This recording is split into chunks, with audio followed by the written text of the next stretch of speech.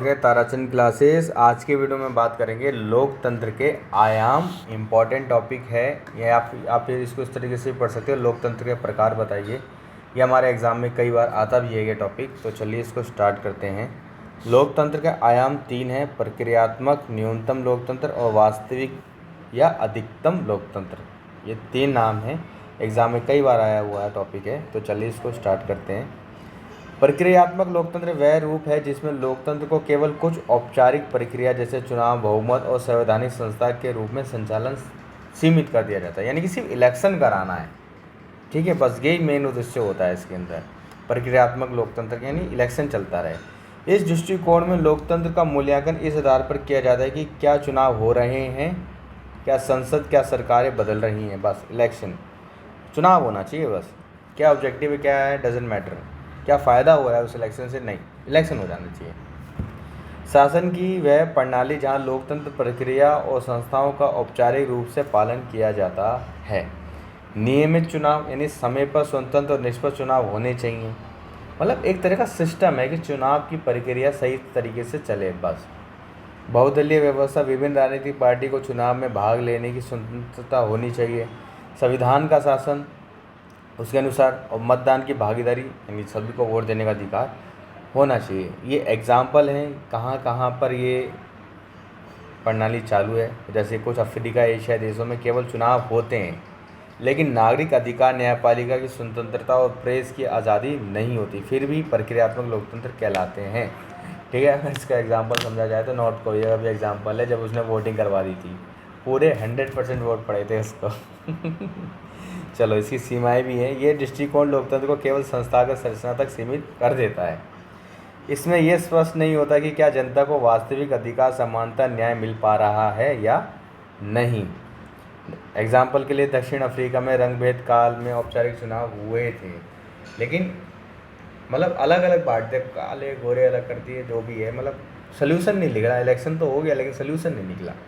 क्या फ़ायदा ऐसे तरीके है, बस यानी सिस्टम चलना चाहिए। जैसे फॉर एग्जांपल स्कूल तो जा रहे हैं, मिल क्या रहा है पता नहीं, लेकिन जा रहे हैं बस। न्यूनतम लोकतंत्र, इस सिद्धांत को प्रसिद्ध अर्थशास्त्री और राजनीतिक वैज्ञानिक जोसेफ सेम्पेटर ने दिया था। उनके अनुसार लोकतंत्र का अर्थ केवल इतना ही जनता को यह अधिकार हो कि वे किसे सत्ता में लाना चाहते हैं।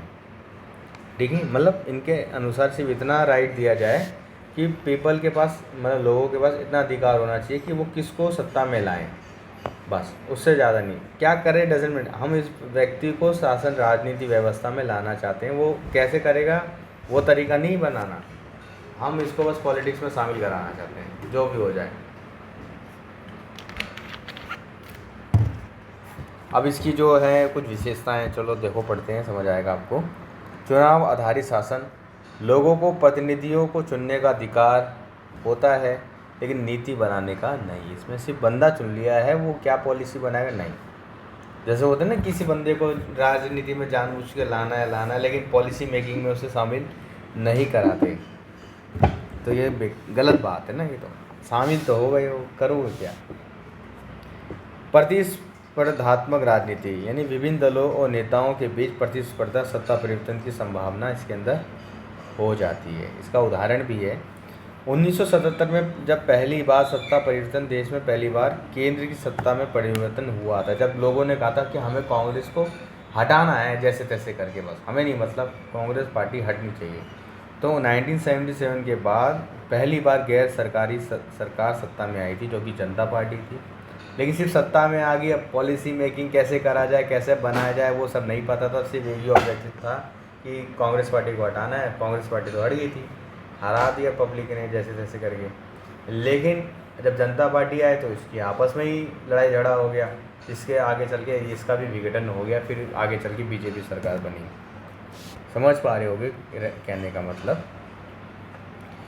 सीमित जन भागीदारी, आम जनता चुनाव के अलावा अन्य प्रक्रिया में कम शामिल होती है या फिर शामिल ही नहीं होती है।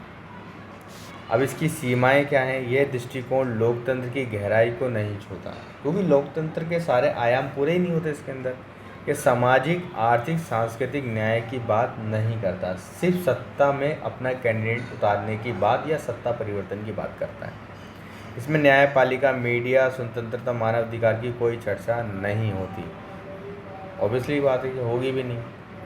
न्यूनतम लोकतंत्र केवल चुनाव की उपस्थिति को लोकतंत्र मानता है, जबकि ये नहीं देखता कि क्या चुनाव निष्पक्ष हैं, क्या सभी को बराबरी का अधिकार मिला है या नहीं। हमने अपना कैंडिडेट उतारा वर्तमान की सरकार के अंदर बस, या फिर हमने उसकी सरकार बदल दी और कुछ नहीं। तो ये भी एक तरह का अच्छा नहीं है लोकतंत्र, ये ज़बरदस्ती का लोकतंत्र है। अब आता है हमारा वास्तविक अधिकतम लोकतंत्र, जो कि इम्पोर्टेंट टॉपिक है, जिसके अंदर सारे गुण पाए जाते हैं। यानी कि लोकतंत्र के जितने भी गुण होते हैं वो सारे के सारे इसके अंदर पाए गए हैं, जो कि अच्छा है। इसको अच्छे से पढ़ना चाहिए और इन्हीं में से एग्ज़ाम में क्वेश्चन भी आता है। डिफरेंस पूछ लेंगे, उसमें क्या डिफरेंस है, इसमें क्या डिफरेंस है, तो इसको अच्छे से तैयार करना। यह लोकतंत्र सबसे व्यापक और समावेशी रूप है, यानी सबसे बड़ा और सभी का मिला जुला रूप है।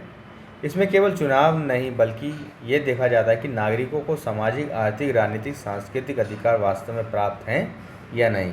सिर्फ इलेक्शन या चुनाव की प्रक्रिया या सरकार बदलने तक ये शामिल नहीं होता। इसके अंदर नागरिक अधिकारों की भी बातें होती हैं कि हाँ, समाज में अच्छी व्यवस्था भी स्थापित होनी चाहिए और एक लोकतंत्र के प्रति एक अच्छा संदेश भी जाना ज़रूरी है।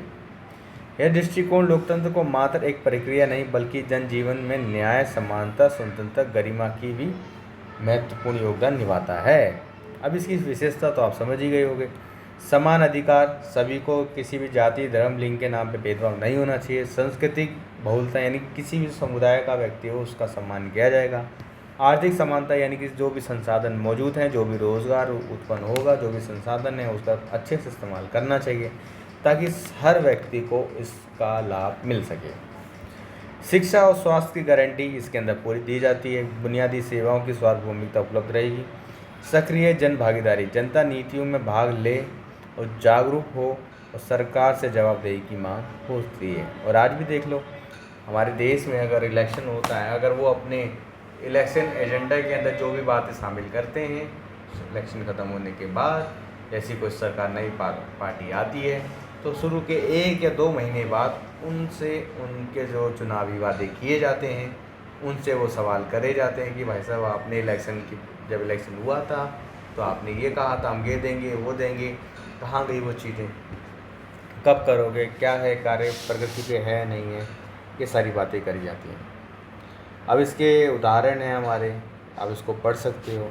अब इसका भारत में भी लिखा है, भारत में संविधान के द्वारा वर्णित मूल अधिकार और नीति निर्देश सिद्धांत भी अधिकतम लोकतंत्र के लक्ष्य को दर्शाते हैं, है ना।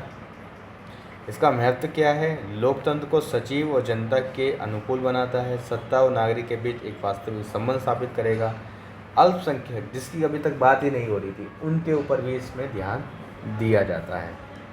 ठीक है, इसे लागू करना भाई थोड़ा सा कठिन है, विशेषकर गरीब और असमानता से ग्रस्त देशों में, क्योंकि सभी लोगों को नहीं शामिल कर पाते हैं। राजनीतिक इच्छा शक्ति और सामाजिक चेतना इसके अंदर क्या है, आवश्यक है, जो कि सभी लोगों को जागरूक करना बहुत मुश्किल हो जाता है। क्योंकि मान लो बहुसंख्यक हैं, उनका अपना एक पर्सनल एजेंडा है, ठीक है, लेकिन उनको खुश करना भी ज़रूरी है। लेकिन जो समाज के गरीब तबके हैं जिनका कुछ हो नहीं रहा, उनको भी खुश करना ज़रूरी है। आज में सरकार को समझ नहीं आता कि बहुमत नहीं मिला तो सरकार नहीं बनेगी, ये भी है ना, कुछ है गड़बड़े, यानी कि इसको लागू कराना थोड़ा सा मुश्किल हो जाता है। अब इसका निष्कर्ष है, तो आप इसका निष्कर्ष आराम से पढ़ सकते हो, कोई दिक्कत नहीं, क्योंकि थोड़ा बहुत आप भी पढ़ोगे तो आपको भी समझ आना चाहिए कि हमने पढ़ा क्या है। अब अगली वीडियो में पढ़ेंगे हम लोकतंत्र के प्रमुख सिद्धांत।